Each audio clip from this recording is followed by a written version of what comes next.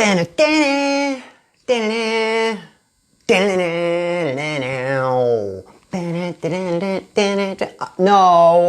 that is totally the wrong. I wanted to sing the Mission Impossible theme song at the beginning of this because we're going to talk about marijuana and recovery today, and that's kind of an impossible mission to talk about. So I wanted to be singing the Mission Impossible theme song. That was definitely James Bond. That was definitely the James Bond theme song. So I totally messed it up. What's the Mission Impossible one? Dun, dun, dun, dun, dun, dun, dun, dun, dun, dun, dun, dun, dun, dun.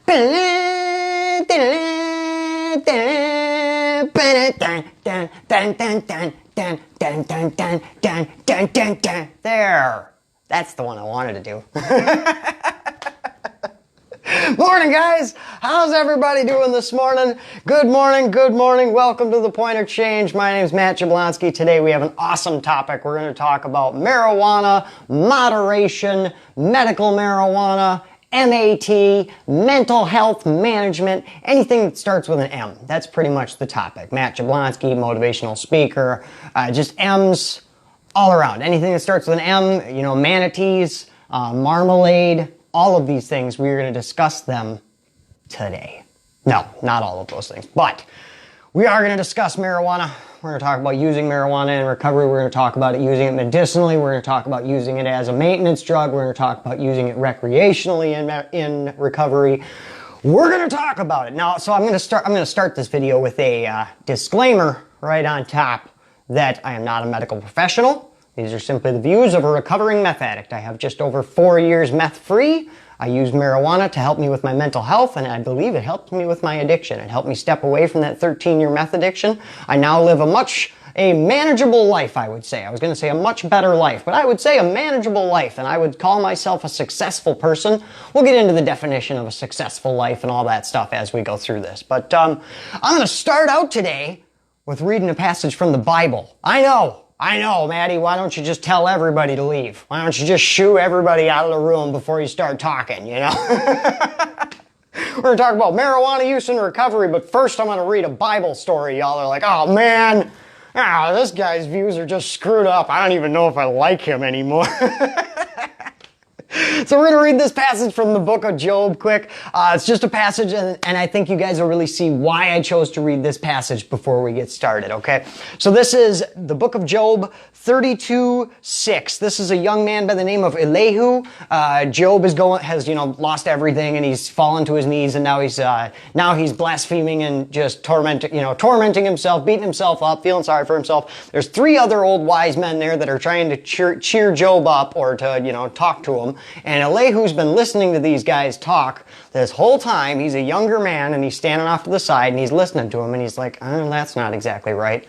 Well, that's not exactly right. But he keeps his mouth shut because he's a young man, and he shouldn't be speaking up over these old-timers, right? So now he finally decides, all right, I've had enough. I'm speaking up. So this is what he says.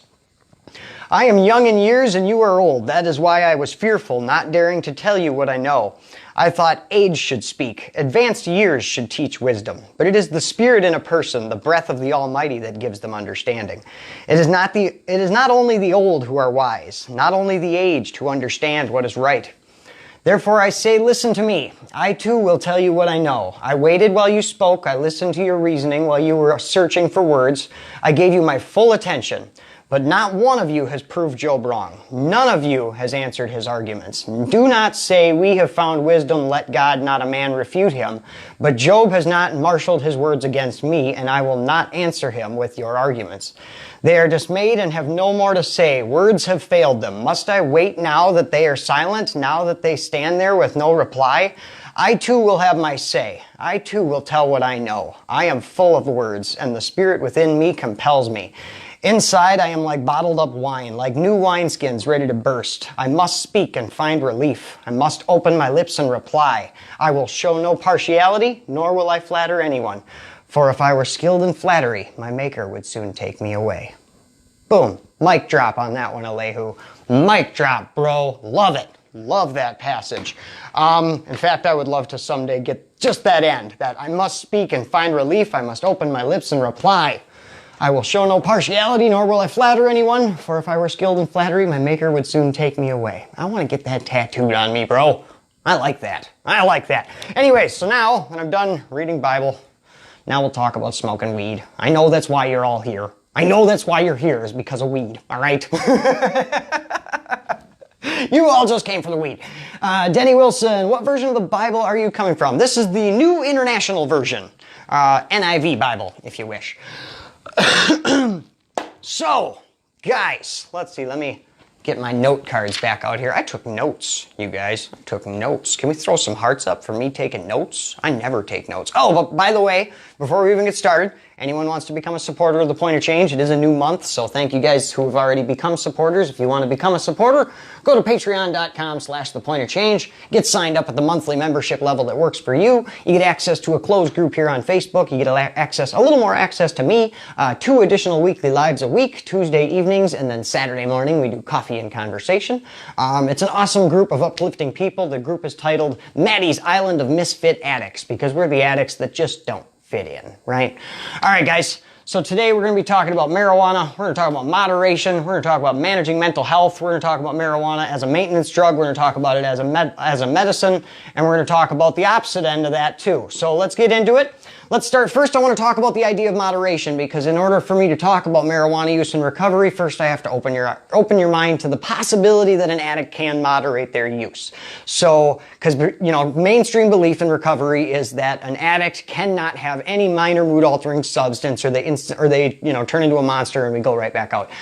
Through years of this is backed by scientific stuff. This isn't just me up here flapping my gums, guys.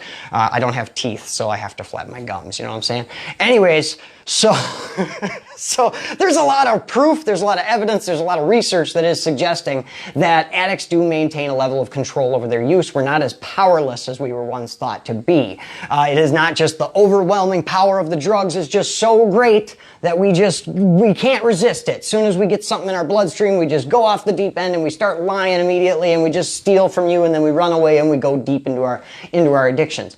And that is the mainstream belief. But moderation is the idea that an addict retains some level of control over their addiction. We see this with smoking, as I said in a post I made recently that got a whole bunch of attention. Thank you guys so much for all the comments and the reactions to that post. I really appreciate it, letting me know your personal testimonies on the use of marijuana in your recovery and how it's helped you and stuff. I really appreciate everybody opening up with me and not just hanging me out to dry and saying, look at him. Maddie says he smokes weed. Poke him with sticks, man. Poke him with sticks. Get him out of here. So many other people commented on that and opened up about their own use and their own moderation in their life and that it's worked for them. And you guys are really helping me gather the strength to continue talking about this, because the recovery world wants us to shut up. They really do.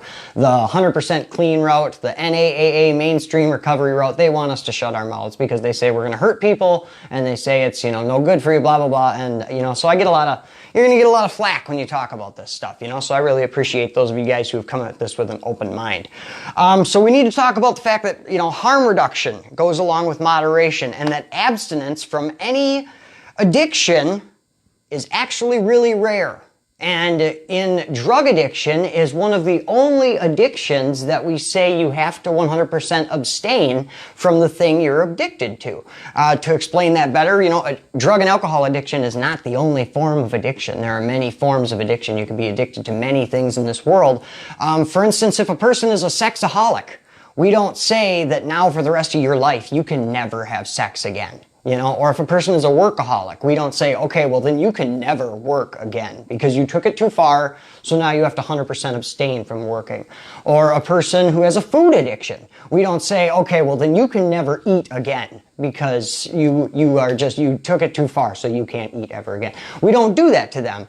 So why is it that drug addiction is looked at this way, that a drug addict can never use drugs ever again? Even gambling addiction, those people who suffer with a gambling addiction, which Caitlin brought this to my attention, was her grandmother has a problem with gambling, goes to Gamblers Anonymous, and she now has gambling apps on her phone. Not money related, they're just the simple clickety-click, bang, you get a little, you won jackpot kind of thing on her phone. And Caitlin said if she didn't have those games on her phone, she would be in the casino right now. And there's no problem with that. It's not, we don't say, no, Grandma, you got to set that phone down too. You got to set that down too. You have to stop gambling. You have to stop everything. No, we allow Grandma to have the app, right? We allow Grandma to do her little poker app. That's fine. That's not hurting anybody. She ain't spending no money on it. She's living a manageable life now. Like, that's fine, right? That's acceptable. So when we look at drug addicts, though, the attitude changes towards this whole they can never have any mind or mood altering substance again. And I guess, when you look at the statistics of addiction, I don't even really want to talk about them because it makes people lose hope when we talk about the statistics of addiction, because they really are, the numbers are really low, and you lose a lot of people lose hope when you talk about it. So I'm not going to talk about the actual numbers associated with the success rates of addiction and recovery. But what I will say is that there is this mainstream idea, and I've heard this from, depending on the program you work and depending on the rehab you attended and everything, there is anywhere from a 5% chance to an 80% chance of success, depending on where you went and all that and how you work your recovery and everything else. There is some places we have as low as a 5% success rate of people recovering, and even lower in some areas.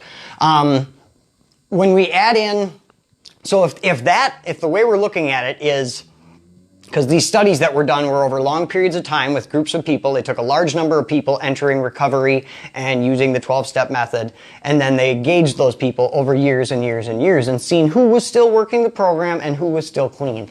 After 5 years, the usual number that I found when I was looking for it was around 15 to 18% of people in 5 years.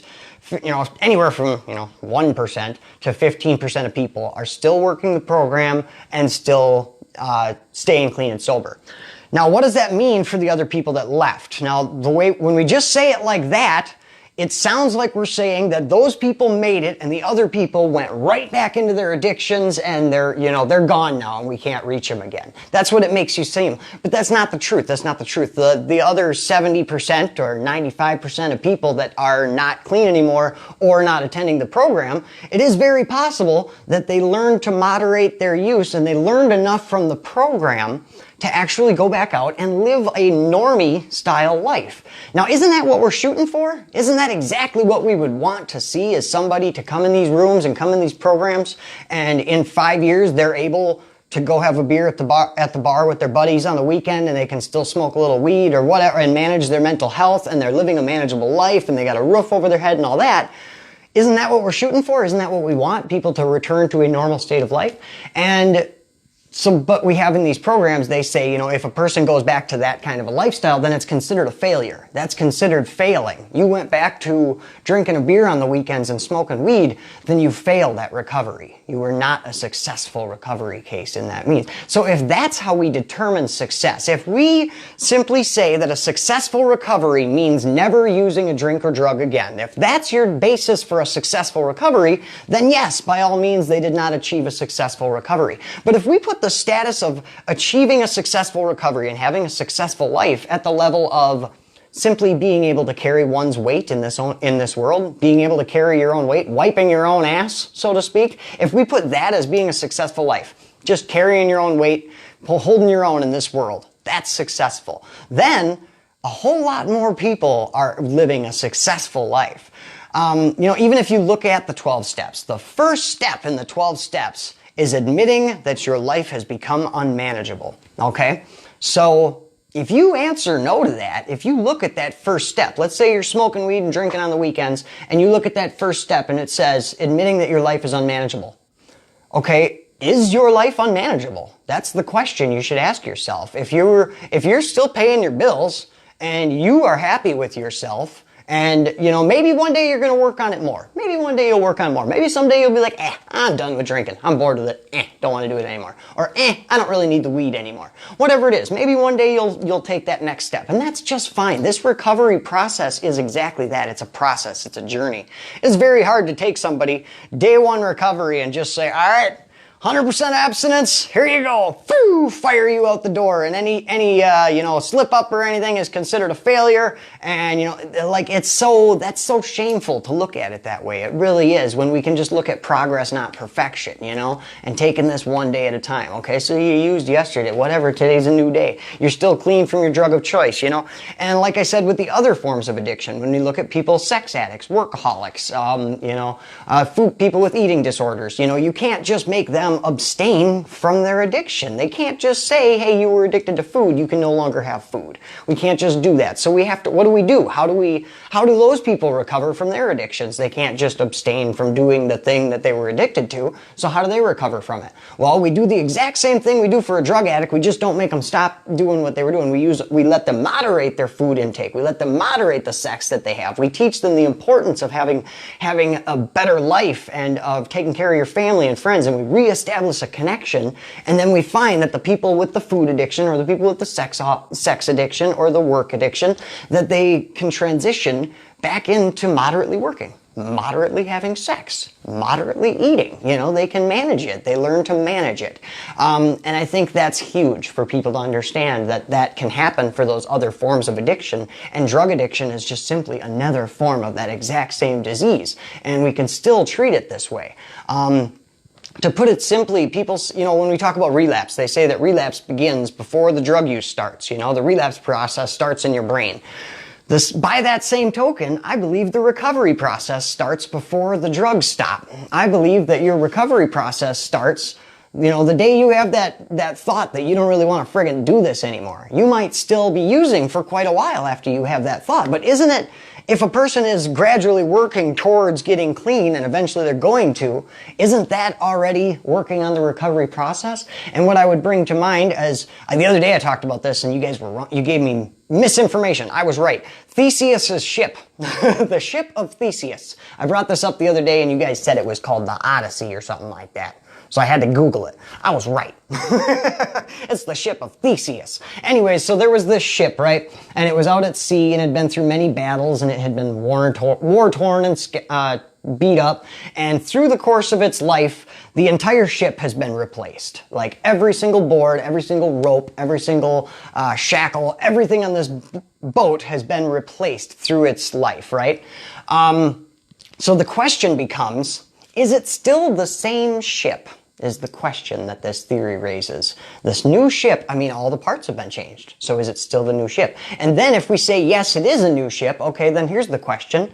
At what point did it become the new ship? In the process of changing each board, when did the ship change from the old ship to the new ship? Was it after the first board was replaced, or was it after the last board was replaced? Was it at the 50% mark when 50% of the boards had been changed? Then it was the new ship? There is by the way, there is no real answer to that. It's just a theory that, is to raise questions in your mind. And I've thought about that as a recovery thing. A lot of us still have the old boards. A lot of us still have our old boards or our old shackles or our old ropes that we're still holding on to, and maybe one day we'll replace them. Maybe one day we won't, and maybe we're a new ship. Maybe we're not a new ship. Maybe we're, who knows? Who knows? And honestly, who cares, as long as you're living a better life. Okay, so let's move on to the actual topic of marijuana use in recovery. Now, when we talk about marijuana use in recovery, the first question that comes up, and I want to send a shout out to my dad's old friend Joseph Marshall, commented on my post I made the other day about marijuana use in recovery, and he very friendly asked, is it possible that you just traded one drug for another, he said. And I loved that he brought that comment up, because that's actually a perfectly valid question. And somebody ha-ha'd his question, which I was like, that's, if somebody wants to have a civil discussion with you about marijuana use in your recovery, if you get defensive or laugh in their face, you're just making yourself look like an idiot, and you're making the entire stoner community look bad. All right, so quit it. Quit it. And I think that's why people like to come here and listen to me talk about this, is because you've seen that I've worked my recovery for 4 years. You've seen that I'm living a successful life. I'm carrying my own weight in this world. I've stayed away from methamphetamine for 4 years. I still use marijuana in my recovery. I don't look like Cheech or Chong or Jay or Silent Bob. I have a normal speaking voice. I'm not up here going, hey man, Friggin' legalize it, bro. Legalize it. You know what I'm saying, man? Like, I got a simple test I thought of before going live. I thought of a really good test I could do to see who smokes weed and who doesn't. All I gotta do is say, rolling down the street. Oh, yeah. Oh, I bet you, if you didn't sing it in your head, you sung it out loud, didn't you?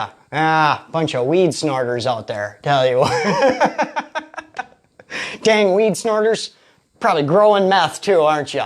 Oh, man. Oh, man. I knew it. I knew it. Yeah, see? All right. All right, so we're going to move over to the whiteboard here for a little bit. We're going to talk about marijuana as a medicine. We're going to talk about the difference between, you know, the pharmaceutical version of taking care of your mental health pharmaceutically and taking care of your mental health with a plant given to you from God. We're going to talk about that a little bit. I want to talk about using it to treat addiction, and then we're going to talk about it as a gateway drug and the reverse gateway factor, which is something that I personally came up with that whole thing. And I don't know, maybe other people have said it too, but I found a way to say this, and I think it's awesome. So we're going to get into it. Okay, first question I want to answer is, are you switching one drug for another? Because this does happen. Okay, we have people that come off of a hard illicit drug addiction and then they start using marijuana and it becomes just another addiction. They're still lying, they're still manipulating, they're using more than they say they are. They're not holding the job. They don't carry their own weight in this world, which as we just said, if that's how we determine success is by one's ability to carry their own weight in this world, then somebody who's smoking weed in grandma's basement and not holding the job and still lying about how much they're smoking and smoking all day long and doing all this and talking about it all the time and, like, you know, taking pictures of themselves blunt blowing and all this, then we're talking about an addiction. Now we're talking about obsession. Now we're talking about a compulsion. Now we're not talking about medicinal. Now we're not talking about anything manageable. We're talking about not living a manageable life again at that point. So at that point, yeah, you're talking about another addiction, and you have somebody who has now switched drugs that they're using, still showing all the same signs and symptoms of addiction, but they've switched their drug. In other cases, my own case and many of you guys' case, you switch from whatever it was, methamphetamine, heroin, cocaine, pills, whatever it was, they trade that in a sense of speaking, for marijuana, and we see the other signs and symptoms of their addiction melt away. We see all of a sudden they got a job. All of a sudden they're holding their own weight in this world. They're being a dad again. You know, they're just happen to smoke a little weed, drink a little beer on the weekends, whatever. But they go back to living a manageable life. The other signs and symptoms fall away. And when we're talking about the disease of addiction, we can't just look for drug use. If you just look for drug use, then you're not looking for addiction. A lot of people have this misconception that using drugs is addiction, or that even habitual drug use is addiction. There is a difference between habitual drug use and addiction, just because someone is habitually using a drug. But what I will add to that is, if you are habitually using a drug that causes addictive tendencies, an addictive substance, like methamphetamine, cocaine, heroin, it crosses into unmanageability really quick. There isn't really a good way to moderate your meth use, or to moderate, I'm only going to shoot heroin on Saturdays. I would venture to say that anyone, addict or non-addict alike, no one can hold a manageable life and still use heroin or methamphetamine or cocaine and pills. I would venture to say that. That you're not going to habitually use those drugs and still be able to hold a job and manage a manageable life. It's just not going to happen. If maybe, who knows? Maybe there's somebody out there right now. But I guarantee, at some point they're falling apart. At some point they're feeling so alone. At some point they're lost and broken. Because we do have people that have those hardcore addictions. For instance, actors and stuff, that fall into those hardcore drug addictions. But they're still putting out awesome movies. Like Charlie Sheen is a great example of a person who was doing hardcore drugs and still holding his life together because he had millions of dollars, and in ways that enabled his addiction, But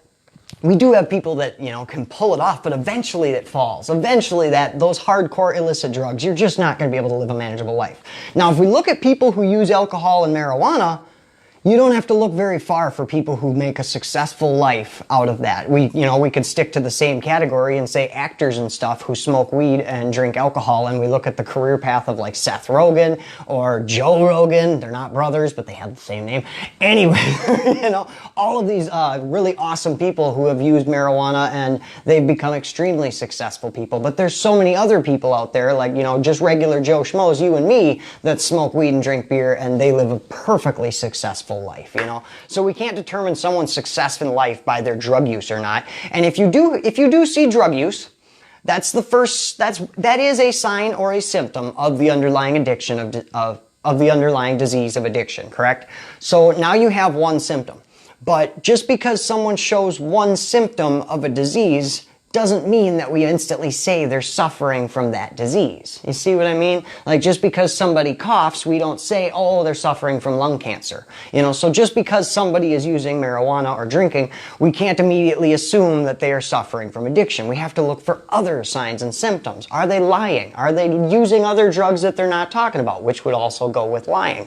Are they manipulating to get their drug? Are they stealing to get it? These are all other signs and symptoms of an underlying addiction. So we have to look for more than one sign or symptom. Just because somebody clears their throat a lot, we don't say, well, obviously he does cocaine all the time, So we look for other signs and symptoms of the disease of addiction. Now I do want to talk about one thing that I think we can all agree with, or that most of us here, if you are a recovering meth addict, recovering amphetamine addict, recovering heroin addict, maybe you have some insight on this that you'll agree with this. Most of us that fell into a hardcore illicit drug addiction, I will say that most of us, our first illegal substance that we used was marijuana, right? I think we would all agree with that. The first illegal substance we used was marijuana. So just by that, I can see why the gateway thing comes up, but we'll get into that in a little bit. But how many of you in your addiction to heroin, meth, pills, used marijuana when you were coming down? That's a question that I ask a lot of people. How many of you used marijuana when you were coming down and there was no other drugs that you could get, or, whatever? That's when you smoked weed, right? To help yourself come down, to alleviate the symptoms of withdrawal is what we would call that, because you're coming down off a heroin bender or a meth bender and you feel like crap and you smoke a doobie and all of a sudden you want to eat some food and you want to sleep and you want to watch a movie. It helped you come down, right? Right there we have an awesome tool to help people through withdrawal and detox, and we don't have to use pharmaceutical drugs to get there, right? Right. That's exactly what I'm getting at, The idea of using marijuana as a medicine to help people detox, to help people withdraw, and then as a maintenance drug after that to help them manage their addiction through harm reduction is becoming more and more, it's showing more and more potential as a accepted route in recovery. It really is. Now, once it becomes legalized across the board and federally, then of course we will get a lot more research done into the dosage levels that should be needed, and the type and the strain that you should have for different illnesses, and the strain that you should have for what you're coming off of, and all that stuff, and we can really get some research done. Now I want to jump back into the gateway factor. Oh wait, first, we're going to jump right into the gateway factor. Look, oh, they look good. I wrote on my board backwards. I haven't done that in a long time. Hang on, I got a reflection coming in here. That's not cool, man. Not cool. Let me move this up a little bit. Maybe we can get it out there. There we go. That's a little better, huh? Okay, so here I have legal and illegal. That's what we're going to go with here. I'm going to get my markers are over here. Okay, so most of us would say that our first drug that we used, our first illegal substance that we used was weed. Okay, and then we moved on to harder stuff. But before we crossed the line into illegality, we used legal drugs such as alcohol and marijuana. Those are and tobacco, or not marijuana, I'm sorry, alcohol and tobacco. So when we talk about a gateway, that might be backwards. Anyways, when we talk about a gateway here, we often say, okay, well, the drug that you crossed the line into illegal world was marijuana. So marijuana then is the gateway drug. But honestly, aren't we forgetting about this, and that this entire section right here, this entire legal section is technically the gateway? Because before that, we were in a world of living legality, you know, and then we came into this world of mind-altering substances that were legal, and then it moved into the illegality. So technically, tobacco and alcohol are more closely of a gateway, is all I'm saying. That's all. That was the only point I wanted to make on that aspect of it. Where'd my eraser go? Who took it? Who's got my eraser? I know it's one of you. You in the back. You. Lynn Latour, I bet you took it. Where is it? Give me it. Okay, I found it. Never mind. Okay. So anyways, now let's move on to this. Let's break down this gateway thought of mine, okay? Why I can see why they call it the gateway drug, because of this right here, okay? So over here, we have somebody who is a non-addict. They live a clean life, right? They don't do anything. Let's say they smoke a little weed. They smoke a little weed, and they might take prescription drugs as prescribed by the doctor. They don't abuse the medication, right? But they smoke weed. This is the representation of the marijuana that they use, right? Now over here, we have the old Matty Jablonski, or the old you guys, right? This guy uses every drug on the planet. Yeah, he uses marijuana, but he also uses cocaine. He uses heroin, he uses methamphetamine, he uses, you know, pills. So he uses everything he can get his hands on. But, like I said, he also uses marijuana.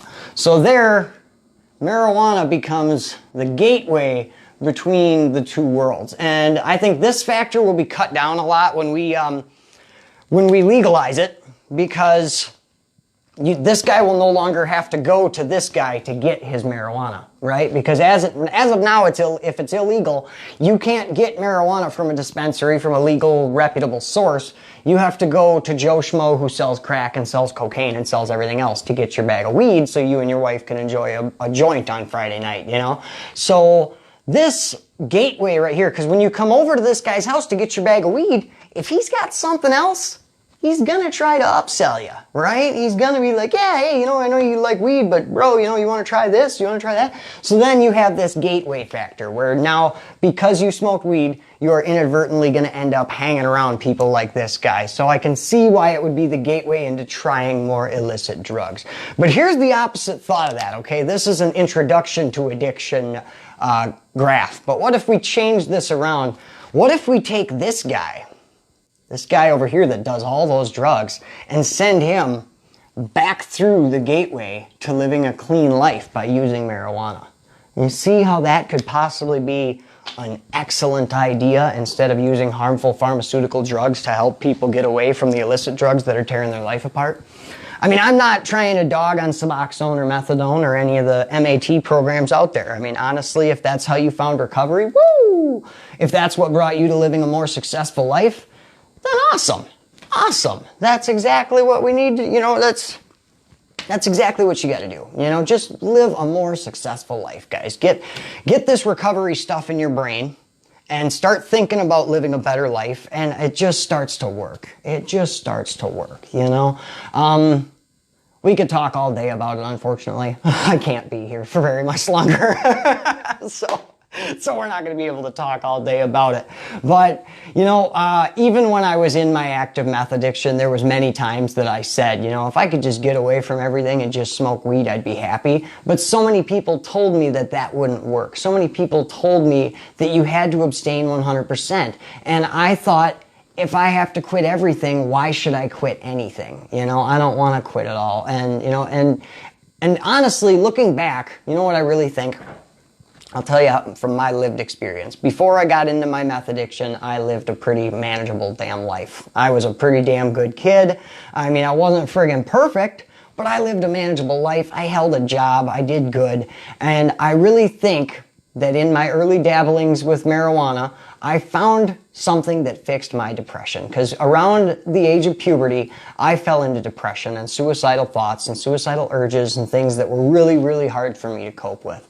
And marijuana took all those thoughts away, and it really helped me center myself. It quieted the voices in my head that were telling me I was a failure, and sometimes my thoughts get so jumbled with ADHD that it is really hard for me to focus. I cannot focus. The voices in my head get so loud, and they talk over top of my voice that's coming out of my mouth sometimes. And marijuana helped quiet those voices and help me center myself. Through my active meth addiction, I stopped using marijuana completely. I maybe smoked it once a month at the end of my meth addiction.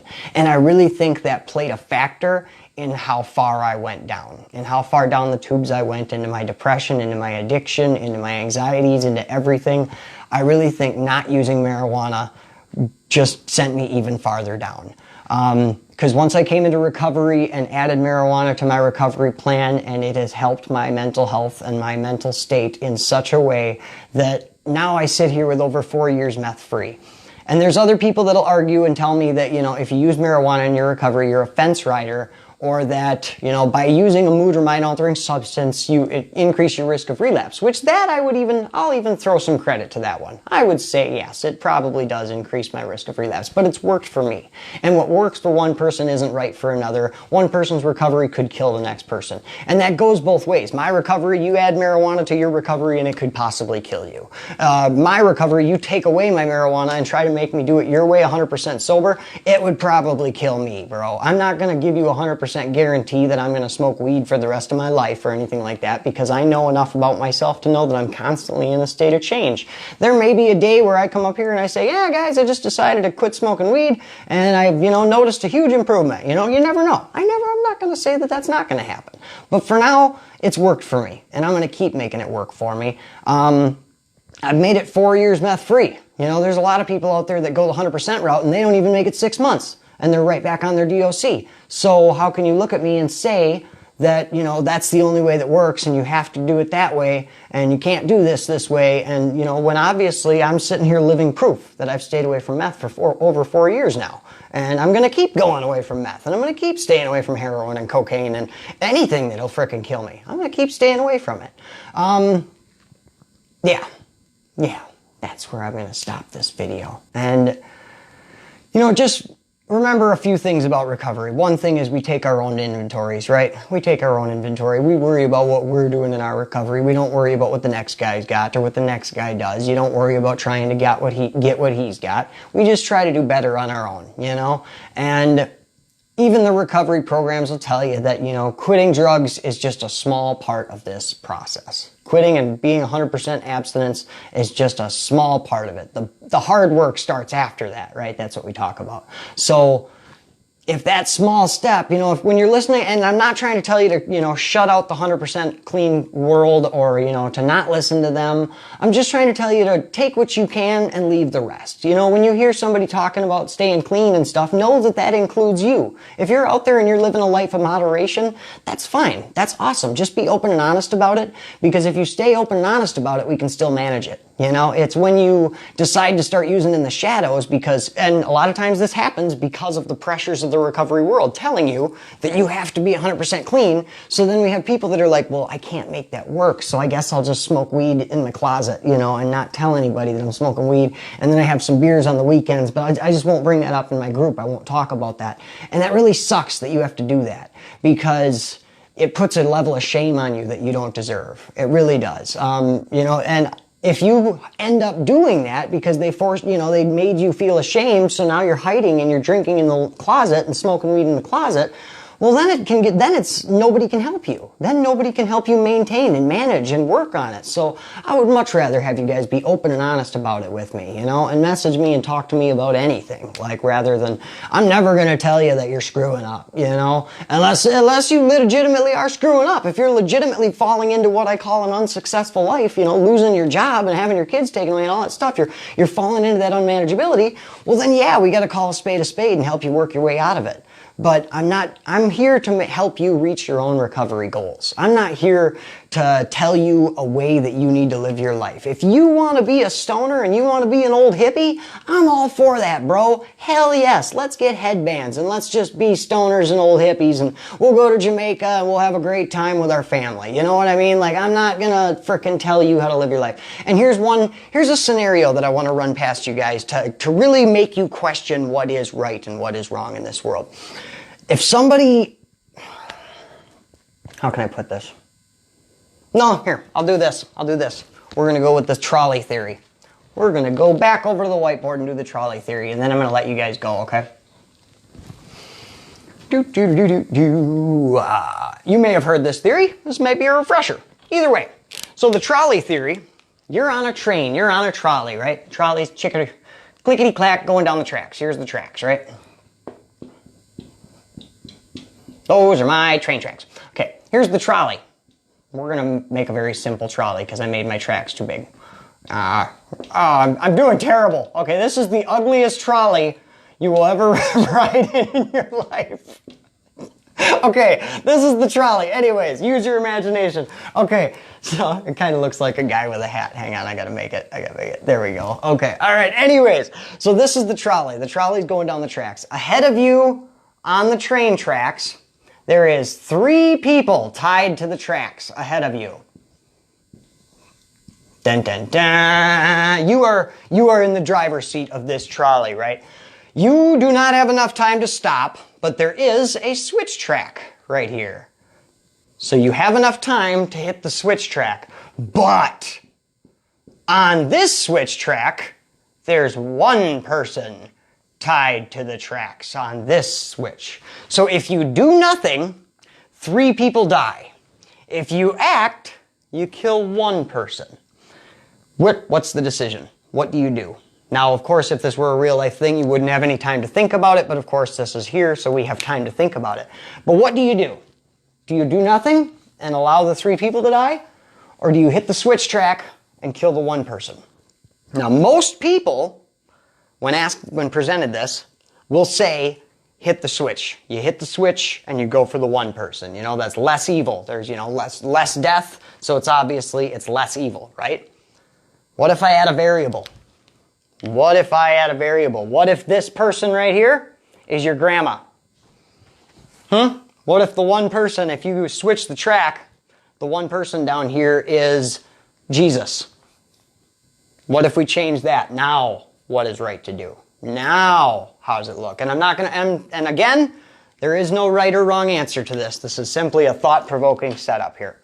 You can add there's all kinds of different variables they change up in this to make it something. But it's just an idea, an expression to help you think about what is right and what is wrong in this world. You know, we don't get to know the difference between right and wrong. We don't get to know what is the right decision to make in these opportunities. We never got to eat the apple like Eve, so we don't get to know the difference between good and evil, you know?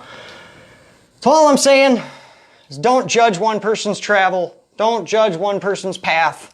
You know, and don't think that an addict can't moderate their use, that is literally impossible. Maybe, you know, I'm not saying that everybody can do moderation. I'm just saying that it is possible for people to moderate their use. There seems to be a lot of people blowing up all over the internet saying that that's impossible and that's terrible and it's going to kill people.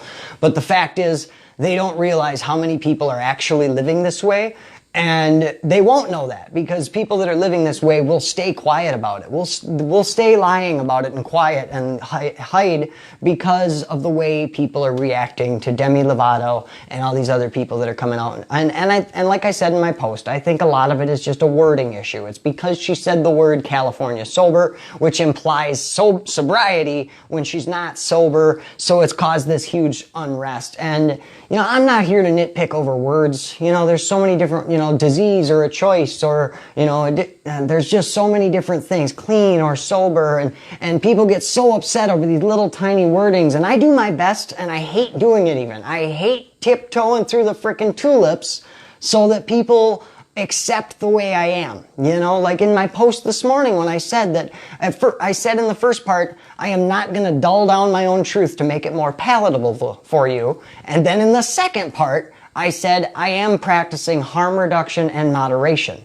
which in a way is me dulling down my own truth to make it more palatable for people. And, you know, because my own truth is I smoke weed and I still drink beer with my buddies on the weekends sometimes, you know, but saying that isn't palatable. People are like, whoa, jeepers creepers.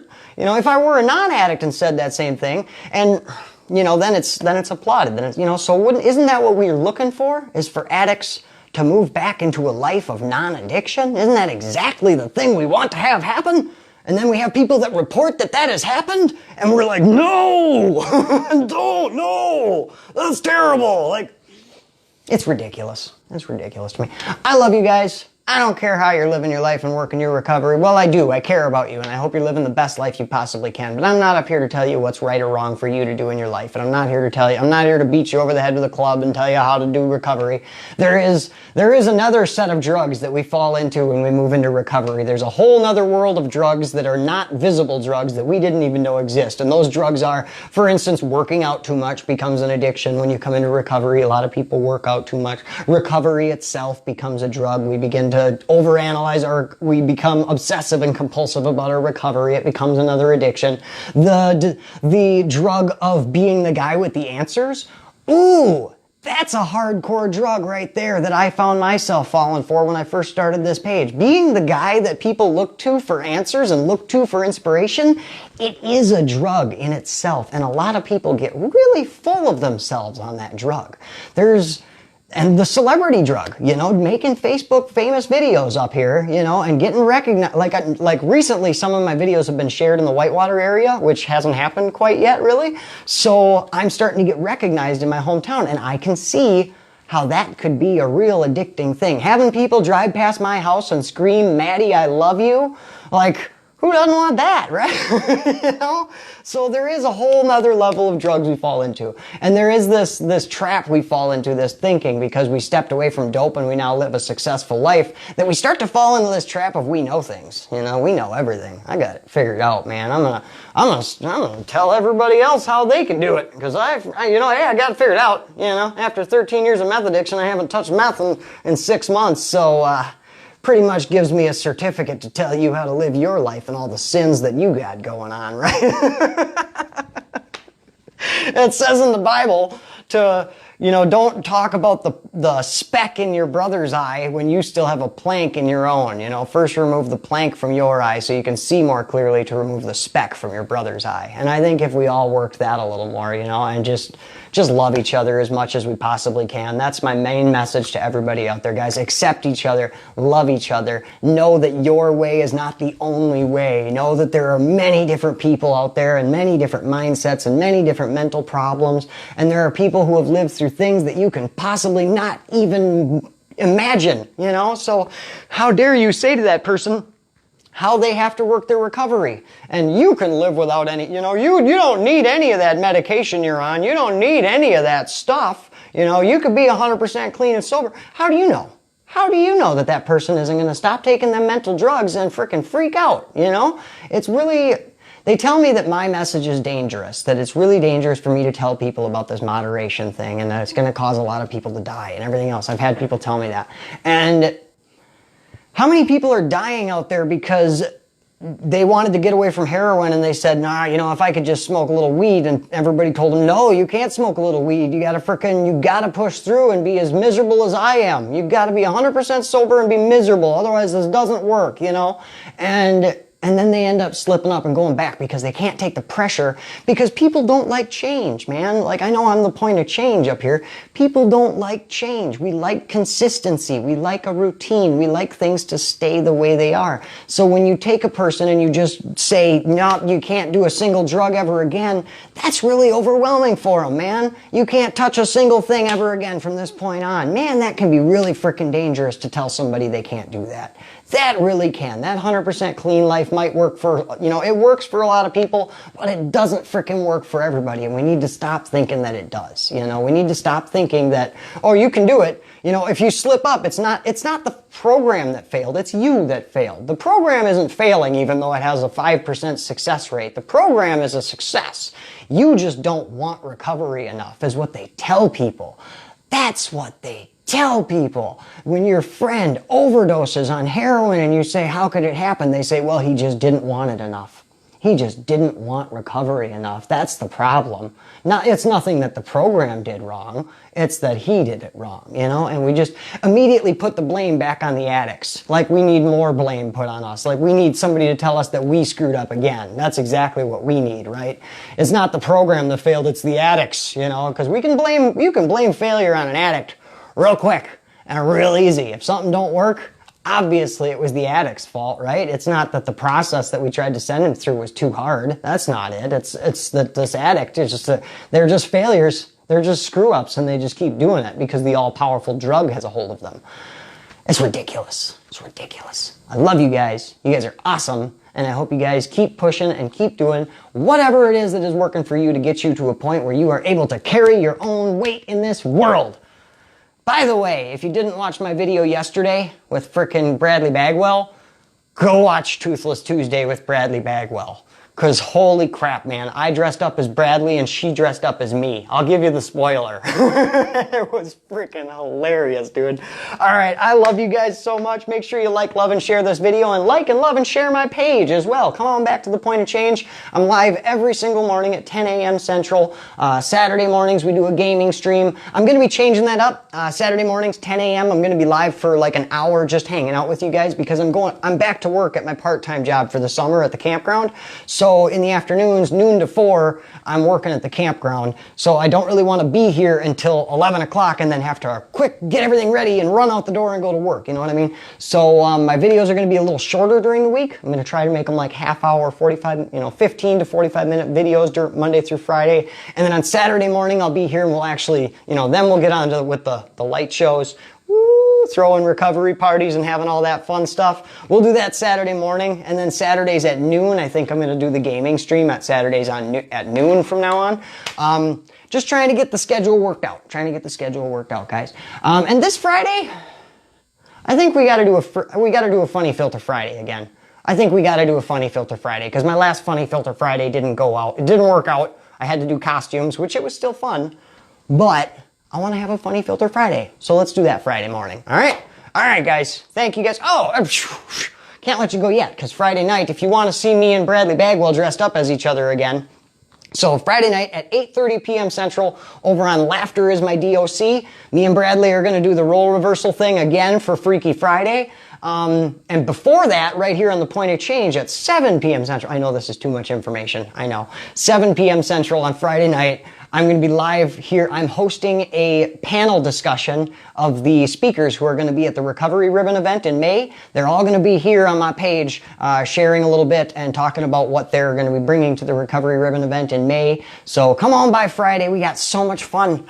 So much cool stuff happening Friday. I love you guys so much. I will see you guys tomorrow morning. Until then, stay happy, stay healthy, and stay clean.